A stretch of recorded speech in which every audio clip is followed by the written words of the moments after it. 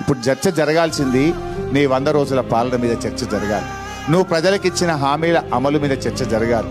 నిన్న ఎస్సీ హాస్టల్లో కలుషిత ఆహారం తిని ఈరోజు ఒక విద్యార్థి చనిపోయింది.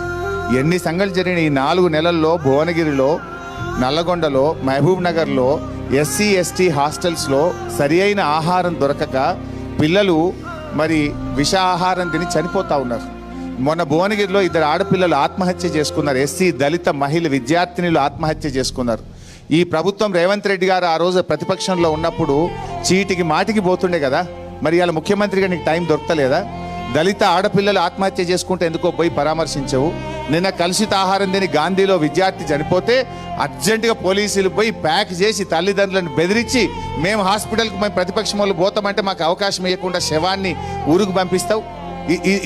మీరు ఆ రోజు ఏమన్నారండి? ప్రజాపాలన. ప్రతిరోజు ముఖ్యమంత్రి ప్రజల్ని కలుస్తాడు.